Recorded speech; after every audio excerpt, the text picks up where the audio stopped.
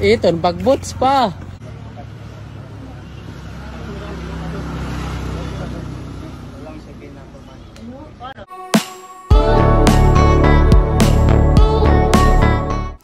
Soon to open nga ang surf club shop ni na Andy at Philmar. At ilang araw na nga busy sina Andy sa pag-aayos at finally, dumating daw ang kanyang paboritong kortina na may sinag ng araw ang disenyo.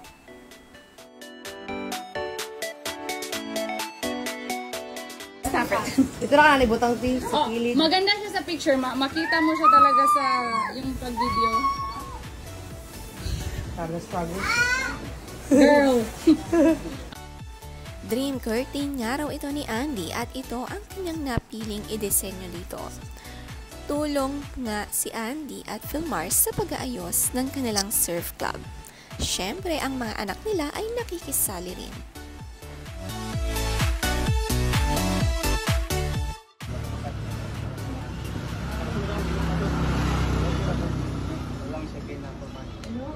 May tagapaypay pa nga ang surf club members. Napakasipag naman nga ni Lilo. Ganito siya ka-supportive sa kanilang itatayong business.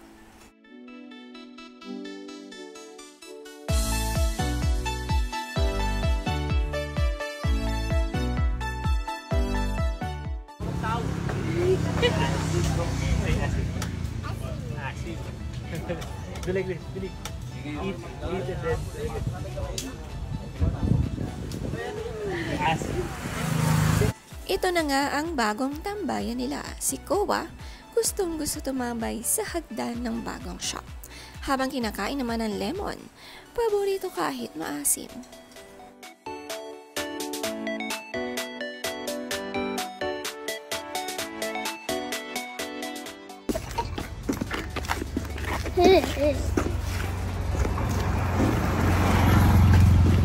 Ito, bagboots pa.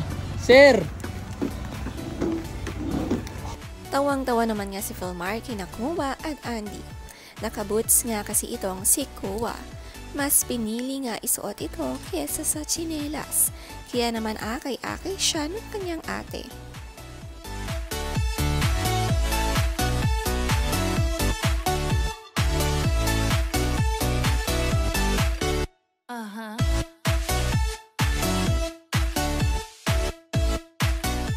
Ay ko pala.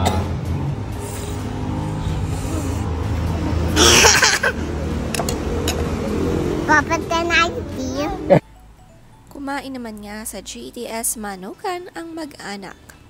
Gustong-gusto nila ang pagkain dito, lalo na si Kowa. Napakaraming nakakain, pati ang sabaw.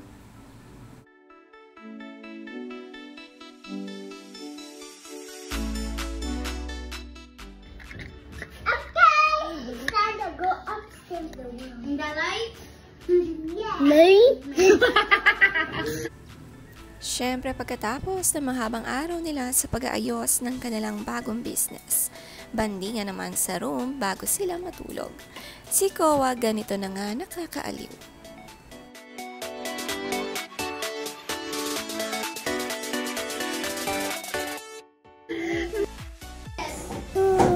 What did you say? Donna. Who are you? Donna. Darna pala ang dream ni Lilo, lumalaking mas gusto ngayon ng mga superhero.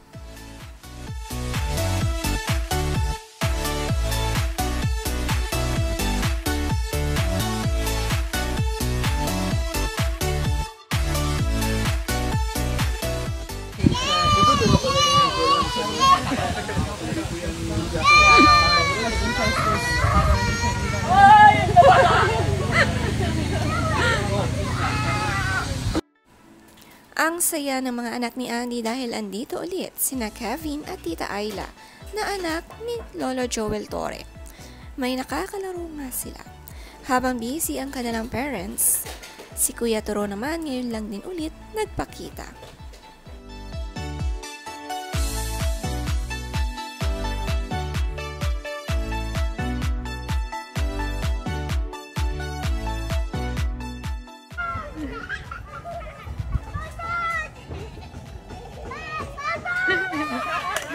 Bubble stop. Done.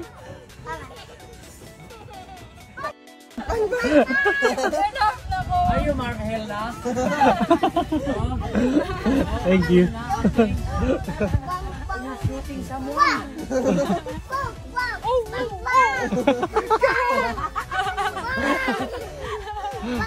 Si Mark Hill nga raw itong si Kowa. Gustong gusto ang makipaglaro ng mga toy gun. Kalaro niya si Tita Ayla. Ganito niya ito ka-close. Gustong gusto na nga rin nilang tumira dito sa Siargao.